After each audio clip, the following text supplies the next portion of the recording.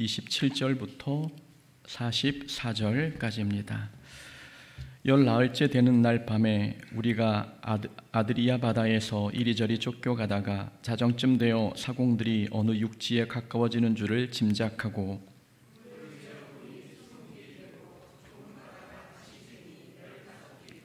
암초에 걸릴까 하여 고물로 단 넷을 내리고 날이 새기를 고대하니라.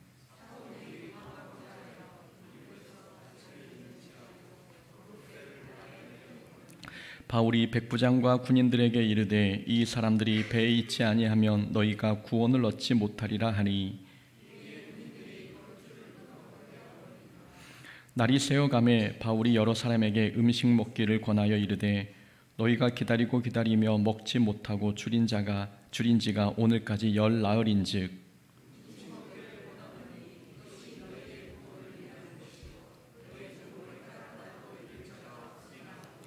떡을 가져다가 모든 사람 앞에서 하나님께 축사하고 떼어 먹기를 시작하매 배에 있는 우리의 수는 전부 276명이더라.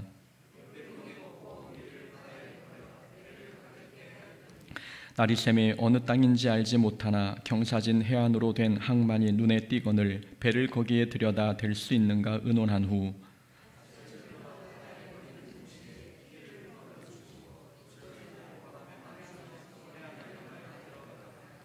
두 물이 합하여 흐르는 곳을 만나 배를 걸매 이 물은 부딪혀 움직일 수 없이 붙고 고물은 큰 물결에 깨어져 가니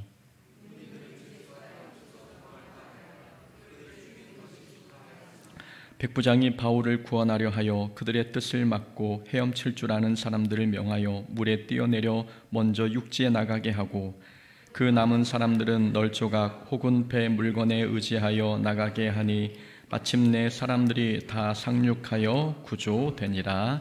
아멘.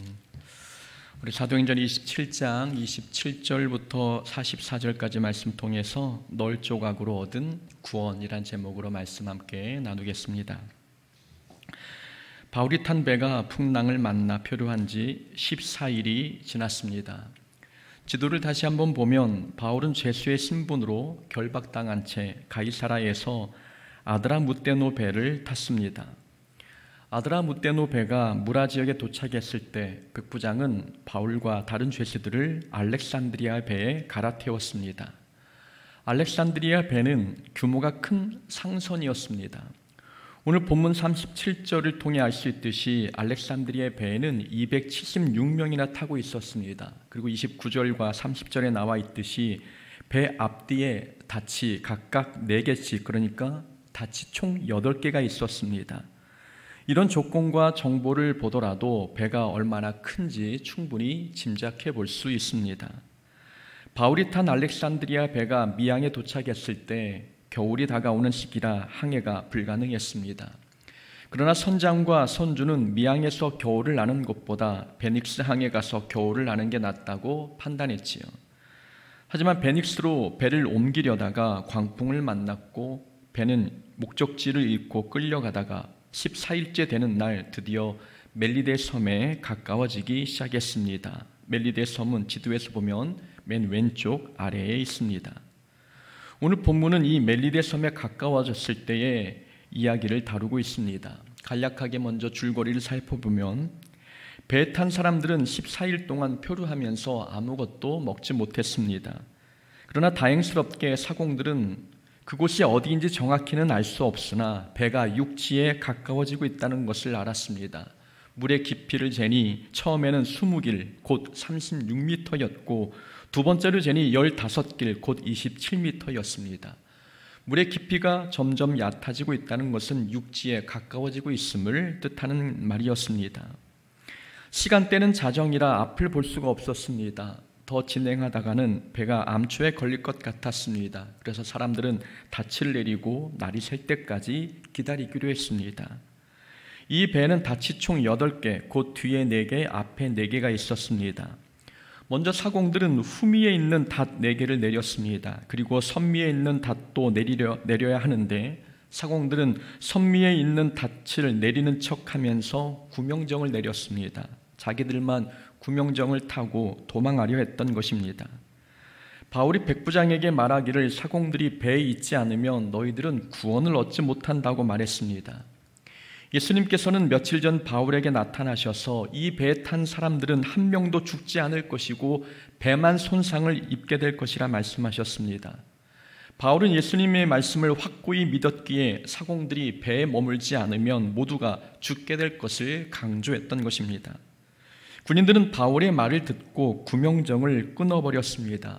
그리고 날이 밝자 바울은 배에 탄 사람들에게 음식 먹기를 권했습니다.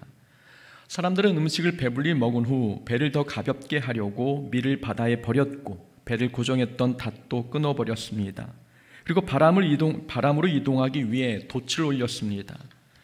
배가 바람을 타고 해안가로 들어가는데 그만 배가 모래톱과 바닥의 퇴적물에 부딪혀 움직일 수 없게 되었습니다. 배의 앞쪽은 움직이지 못하고 배 뒤쪽에서 강한 파도가 들이닥치니 배가 파선하기 시작했습니다. 이제 살 길은 육지까지 헤엄쳐가는 수밖에 없었습니다. 이때 군인들이 죄수가 도망칠까 염려스러워 죄수를 모두 죽이자고 했습니다. 그러나 백부장이 바울을 구원하기 위해 군인들의 뜻을 거절하고 모두 물에 뛰어내려 육지로 헤엄치라고 명령했습니다. 어떤 사람은 배에서 부서진 널조각을 붙잡았고 어떤 사람은 배의 물건을 붙잡고 육지까지 헤엄쳐 갔습니다. 그 결과 예수님의 말씀대로 276명 모두가 죽지 않고 육지에 도착했습니다. 육지에 도착한 사람들은 처음에 그곳이 어디인지 알지 못했습니다. 나중에서야 자신들이 멜리데 섬에 도착했다는 것을 알게 되었지요. 미양에서 베닉스 항구까지만 가려고 했던 계획이 광풍을 만나 800km 떨어진 멜리데 섬까지 쫓겨온 것이었습니다. 비록 처음에 가려고 했던 목적지는 아니었지만 결과적으로는 이 배는 로마에 훨씬 더 가까워졌습니다. 유라굴로 광풍 속에 하나님의 보이지 않는 도움의 손길이 있었던 것입니다. 바울이 탄 배는 죽을 고비를 넘기면서 멜리데 섬에 비상착륙했습니다. 그러나 감사하게도 광풍으로 인해 예정보다 빨리 로마에 도착하는 결과를 낳았습니다. 지난주 수요일에 말씀드린 것처럼 하나님께서는 유라굴로 광풍을 순풍이 되게 하셨습니다. 바람의 강도는 강했지만 바람의 방향은 하나님의 계획 쪽을 향하는 순방향이었습니다. 그래서 사람이 볼 때에는 배가 표류하며 이리저리 쫓겨간 것 같지만 사실 배는 하나님의 계획에 더 가까워졌습니다. 우리는 여기서 얻을 수 있는 교훈이 하나 있습니다. 그리스도의 인생은 쫓겨가는 인생이 아니라 하나님의 인도하심을 받는 인생이라는 점입니다. 바울이 탄 알렉산드리아 배는 처음에는 항해를 잘 했습니다. 그러나 광풍을 만나면서부터 배는 방향을 잃고 표류했습니다. 표류했다는 말을 성경에서는 쫓겨갔다라고 기록했습니다. 27절에서도 이리저리 쫓겨간다고 표현했지만 15절과 17절에서도 쫓겨간다고 말씀하고 있습니다. 쫓겨간다는 말은 배가 사람의 통제를 벗어나 바람이 부는 대로 끌려간다는 뜻입니다. 그러나 앞에서 말씀드린 것처럼 배는 쫓겨간 게 아니었습니다. 하나님께서 광풍이 부는 가운데서도 배가 하나님의 계획에서 벗어나지 않도록 올바른 방향으로 가게 하셨습니다. 하나님의 계획 속에 있는 인생은 환란의 바람이 불어도 쫓겨가지 않고 하나님의 인도하심을 받는다는 것을 가르쳐주고 있습니다. 우리 인생도 어떨 때는 상황이나 환경 때문에 어쩔 수 없이 쫓겨가는 것 같을 때가 있습니다. 우리 힘으로 해결할 수 없는 것들, 곧 뜻하지 않은 실패나 실수, 그리고 갑작스럽게 닥친 질병이나 재해 등 갑자기 나타난 유라굴로 같은 고난이 우리 인생을 원치 않는 방향으로 끌고 갈 때가 있었습니다. 그러나 되돌아보면 우리 인생이 이리저리 쫓겨가는 것 같았어도 단 한 번도 하나님의 계획에서 벗어나지 않았습니다. 우리 인생은 끌려가거나 쫓겨간 게 아니라 하나님의 인도하심 속에서 하나님의 계획에 가까워졌던 것입니다. 요셉도 형들에 의해 노예로 팔려 애굽에 내려갔습니다. 노예로 팔린 사건은 요셉에게 갑자기 불어닥친 유라굴로 광풍이었습니다. 그러나 요셉이 나중에 고백하기를 자신이 애굽에 온 것은 하나님께서 생명을 구원하시기 위해 형들보다 먼저 보내신 것이라 고백했습니다. 팔려온 게 아니라 보냄을 받았다는 말씀입니다. 끌려온 줄 알았는데, 고난의 광풍 때문에 쫓겨온 줄 알았는데 그게 아니었습니다. 하나님께서 요셉을 하나님의 계획까지 안전하게 인도하신 것이었습니다. 모세도 애굽 사람을 죽이는 바람에 광야로 도망치게 되었습니다. 그러나 그것도 결과적으로는 도망친 게 아니었습니다. 하나님께서 모세에게 광야를 미리 경험시키기 위해 모세를 광야로 인도하신 것이었습니다. 사람이 볼 때 모세의 인생은 이제 모든 게 끝난 것 같았지만 모세를 향한 하나님의 계획은 한치의 오차도 없이 진행되고 있었습니다. 쫓겨가는 인생이 아니라 하나님의 인도를 받고 있는 인생이었던 것입니다. 하나님은 우리의 인생을 쫓겨가도록 그냥 두지 않으십니다. 우리가 궁지에 몰려 어쩔 수 없이 원치 않는 결정을 해도 하나님께서는 그것마저 하나님의 계획을 이루는 도구가 되게 하십니다. 그러니 우리 인생이 이리저리 끌려가는 것 같아도, 우리 삶의 세상 풍파에 표류하는 것 같아도 낙심할 필요 없습니다. 표류하는 게 아니라 하나님께서 하나님의 계획으로 인도하시는 것입니다. 정상적인 방법으로는 우리를 하나님의 계획으로 빨리 인도할 수 없어서, 또는 광풍을 만나지 않으면 우리가 고집을 꺾지 않을 것 같아서 하나님께서는 고난의 비바람을 보내셔서 우리를 하나님의 계획으로 인도하신 것입니다. 그러니 인생이 원치 않는 방향으로 가는 것 같아도 낙심하지 않아야 합니다. 우리 인생이 목적지를 잃고 떠내려가는 것 같아도 사실은 하나님께서 더 좋은 길로 더 빠르게 우리를 인도하고 계시는 것입니다. 우리가 믿음만 붙들고 있다면 인생에 부는 이 유라굴로 광풍은 우리에게 걸림돌이 되지 않습니다. 믿음의 선진들의 인생이 그것을 증명해주고 있습니다. 다윗의 영성이 깊어진 것도 사울 왕의 위협 덕분이었고, 욥의 신앙이 더 크게 성장한 것도 그가 당한 고난 덕분이었습니다. 베드로가 예수님을 더 사랑하게 된 것도 예수님을 모른다고 부인했던 실수가 발판이 되었기 때문이며, 마가의 신앙이 성장한 것도 바울의 1차 전도 여행 때의 실패가 밑거름이 되었기 때문입니다. 사람의 실수, 실패, 또는 사람의 힘으로 감당할 수 없는 고난이나 재해, 이런 것이 우리 인생을 이리저리 끌고 다닐 수 없습니다. 하나님께서 우리 인생을 붙들고 계시는 한 어떤 고난을 만나도 우리 인생은 쫓겨가는 인생이 아니라 하나님의 인도함을 받는 인생이 됩니다. 사공들이 배 앞쪽에 있는 닻을 내리는 척하면서 구명정을 내렸습니다. 밤이라 사람들이 보지 못할 것으로 생각했는데 바울이 보고 백부장에게 알렸습니다. 사공이 배를 벗어나면 사공뿐 아니라 다른 사람들까지 죽게 될 것이라 바울이 구했습니다. 그래서 32절에서 군인들이 거룻줄을 끊어 구명정을 바다에 버렸습니다. 사공들은 육지가 가까워졌으니 구명정을 타고 가면 살 수 있을 것으로 생각했습니다. 이것이 사공들이 가지고 있는 어리석음이었습니다. 자기 힘으로 이 풍랑을 벗어날 수 있다고 생각했던 어리석음이 있었습니다.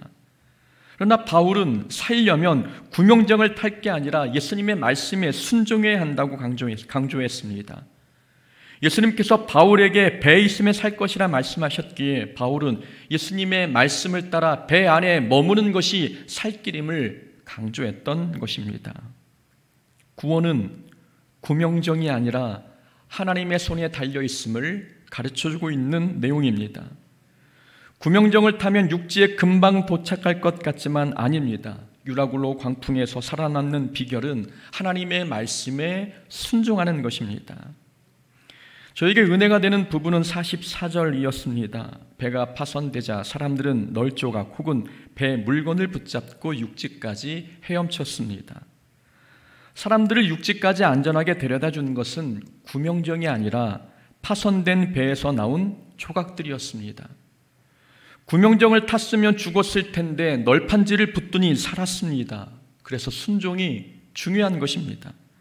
하나님께 순종하는 사람은 널조각만 붙들고도 삽니다. 그러나 불순종하는 사람은 구명정을 타도 죽습니다.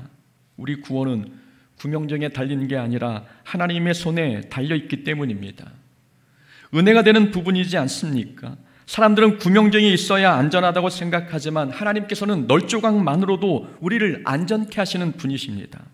하나님의 크고 놀라운 능력을 보여주는 장면입니다. 하나님은 전능하신 분이셔서 하나님께 순종하는 사람은 널조각만 붙들고도, 나무 조각만 붙들고도 그 풍파 속에서 살게 하십니다. 그래서 예수 믿는 자들은 어떤 방법이나 수단을 붙들지 않습니다. 어떤 스펙이나 조건, 환경을 중요하게 생각하지 않습니다. 하나님은 그런 것이 없어도 능히 하나님의 일을 성취하시는 전능하신 분이시기 때문입니다. 다윗은 돌멩이 하나로 골리앗을 쓰러뜨렸습니다. 사울 왕은 골리앗을 이기려면 든든한 갑옷에 칼과 창이 있어야 한다고 생각했습니다. 그래서 다윗에게 자신이 입던 갑옷을 입혔고 자기가 들던 무기를 들려줬습니다. 그러나 다윗은 돌멩이 5개를 들고 맨몸으로 나가 골리앗과 싸워 이겼습니다. 이게 가능했던 이유는 구원은 칼과 창에 있지 아니하고 하나님께 있음을 믿었기 때문입니다. 사사 삼갈은 소모는 막대기로 블레셋 사람 600명을 죽였고 기드온은 횃불과 항아리만 가지고 메뚜기처럼 많은 미디안 족속을 물리쳤습니다. 좋은 무기가 있어야 이길 줄 알았는데 아니었습니다. 불순종하는 자는 좋은 무기가 있어도 이기지 못하지만 순종하는 자는 미약한 것을 가지고도 이깁니다. 이렇게 우리 인생은 외적 조건이 좋아야 안전하다거나 승승장구할 수 있는 것은 아닙니다. 하나님께서는 외적 조건에 따라 능력이 달라지는 분이 아니시기 때문입니다. 하나님께서는 사람이 보기에 어리석어 보이는 도구를 사용하시고 미련해 보이는 방법으로 일하십니다. 그럼에도 불구하고 하나님께서는 하나님의 자녀를 구원하시는 일에 결코 실패하지 않으십니다. 하나님께서는 온 인류를 죄에서 구원하시기 위해 예수님을 십자가에 달려 죽게 하셨습니다. 그러나 당시 사람들은 예수님의 십자가에 그런 구원의 능력이 있다는 것을 알지 못했습니다. 사람들은 메시아라고 하면 강력한 카리스마에 막강한 군사력을 이끌고 와서 로마 군대를 몰아내고 다윗 시대의 영광을 회복하는 그런 메시아일 것으로 생각했습니다. 그러나 십자가에 달리신 예수님은 사람들이 생각하는 메시아의 모습에 비해 너무 초라해 보였습니다. 그러나 십자가가 유대인에게는 거리끼는 것이고 이방인에게는 미련하게 보인다 해도 십자가가 온 인류를 구원하시는 하나님의 능력인 것입니다. 이렇게 하나님은 볼품없어 보이는 방법과 도구로 인류를 구원하셨습니다. 화려한 구명정이 아니라 볼품없는 널판지로 사람들을 구원하신 것처럼 말입니다. 그러니 인생의 풍랑이 닥쳤는데 구명정이 없다고 해서 불안해할 필요가 없습니다. 우리 구명정은 하나님이십니다. 물질이 구명정이 아니고 인맥이나 권력도 건강도 거룻배가 아닙니다. 세상에 속한 것은 절대 우리를 안전하게 지켜주지 못합니다. 군인들이 거룻줄을 끊어 구명정을 내버린 것처럼 우리도 세상에 속한 것을 끊어버려야 합니다. 구명정을 끊어버리니 하나님께서 널조각으로 구원하신 것처럼 우리가 세상에 속한 것을 끊어버리면 하나님께서 우리를 위해 놀라운 방법으로 일하실 것입니다. 구원은 어떤 방법이나 좋은 도구에 달려 있지 않습니다. 구원은 하나님의 손에 달려 있습니다. 34절부터 36절을 보면 바울이 배에 있는 사람들에게 음식을 먹으라고 권하는 내용이 나옵니다. 사람들은 표류한 지 14일이 지났지만 목숨이 왔다 갔다 하는 상황이라 아무것도 먹을 수가 없었습니다. 바울은 사람들에게 머리카락 하나도 잃을 자가 없을 것이라는 말로 위로하면서 안심을 시켰고 음식을 먹게 했습니다. 바울이 대단한 부분은 35절에서 바울이 하나님께 감사 기도를 드렸다는 점입니다. 떡을 가져다가 모든 사람 앞에서 하나님께 축사했다는 말씀은 감사했다는 뜻입니다. 폭풍이 몰아치는 바다에서 기도한다면 보통 감사 기도보다는 간구 기도를 하지 않겠습니까? 저 같아도 이런 위기 상황에서는 감사보다는 간구의 내용이 더 많았을 것 같습니다. 그러나 바울은 하나님께 감사 기도를 올려드렸습니다. 바울이 풍랑 속에서도 감사할 수 있었던 이유는 하나님의 약속을 신뢰했기 때문입니다. 사도행전 27장 24절에서 하나님은 천사를 통해 바울에게 말씀하셨습니다. 바울아, 두려워하지 말라. 내가 가이사 앞에 서야 하겠고 또 하나님께서 너와 함께 항해하는 자를 다 내게 주셨다 하였으니, 바울은 하나님께서 안전을 약속해 주셨으니 그 약속을 믿고 폭풍 속에서 간구하기보다도 그 약속을 믿고 감사했던 것입니다. 감사는 환경을 보고 하는 게 아닙니다. 감사는 하나님의 약속을 믿고 하는 것입니다. 일반적으로 사람들은 감사한 일이 생기면 감사합니다. 기도가 응답되었다거나 원하는 것을 얻었을 때, 좋은 일이 생겼을 때 사람들은 그럴 때 감사합니다. 그러나 이런 감사는 그리스도인이 아니어도 누구나 할 수 있는 감사입니다. 환경을 보고 하는 감사드린 것이지요. 그러나 믿는 사람들은 하나님의 약속을 믿고 감사합니다. 자랑할 게 없어도, 특별한 일이 없어도 그리스도인들은 하나님의 약속을 믿고 먼저 감사합니다. 이런 것을 보면 감사는 환경에 달려있지 않고 믿음에 달려있다는 것을 알 수 있습니다. 바울이 처한 환경은 감사할 게 하나도 없는 환경이었습니다. 바람은 멈추지 않았고 구명정은 사라졌으며 육지에 도착하려면 위험한 좁은 해로를 지나가야만 했습니다. 바울의 상황은 누가 봐도 걱정과 근심이 가득할 만한 상황이었습니다. 그러나 바울에게는 하나님의 약속이 있었습니다. 하나님께서 배에 탄 사람은 아무도 죽지 않는다고 말씀하셨기에 바울은 그 약속을 믿고 풍랑 속에서 감사했습니다. 아직 그 약속이 성취되지 않았지만 먼저 하나님께 감사한 것입니다.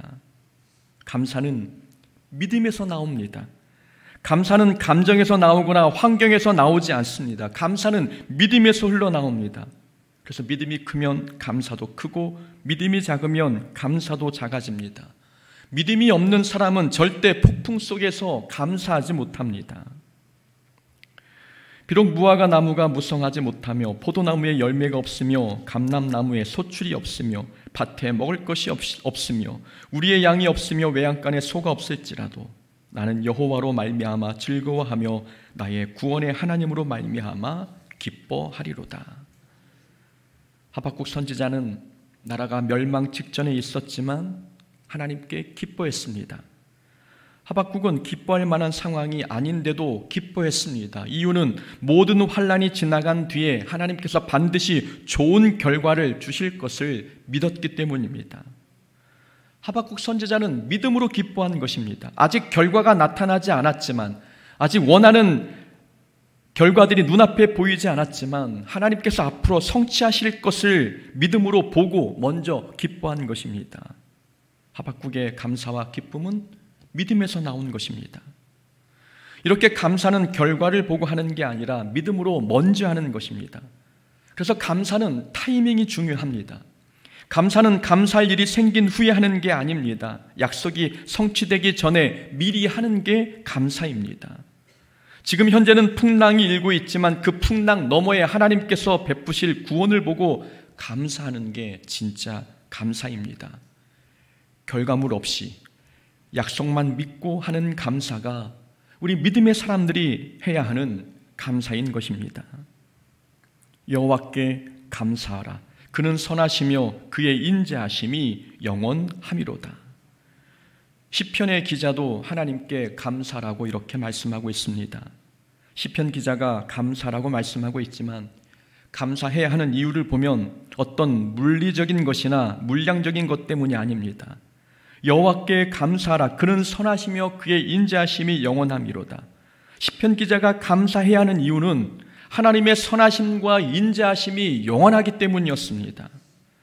어떤 결과물, 어떤 선물, 어떤 응답에 대한 보상, 이것 때문에 감사하고 있는 게 아닙니다.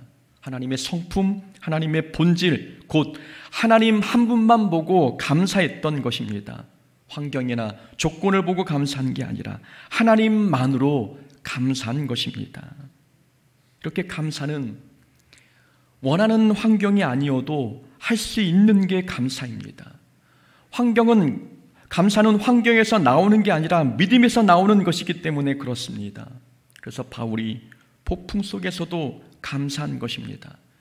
감사할 만한 결과물이 없지만 하나님께서 구원을 약속해 주셨으니 하나님의 신실하심을 믿고 감사한 것입니다. 신실하신 하나님께서 약속하신 바를 반드시 이루어 주실 것을 믿었기에 바울은 믿음으로 감사했습니다. 우리가 읽고 있는 성경에는 하나님께서 우리에게 주신 약속의 말씀이 가득 담겨 있습니다. 성경에는 우리를 위로해 주시겠다는 약속, 피할 길을 예비해 주시겠다는 약속, 모든 쓸 것을 채우시겠다는 약속과 모든 신령한 복을 주시겠다는 약속이 담겨 있습니다.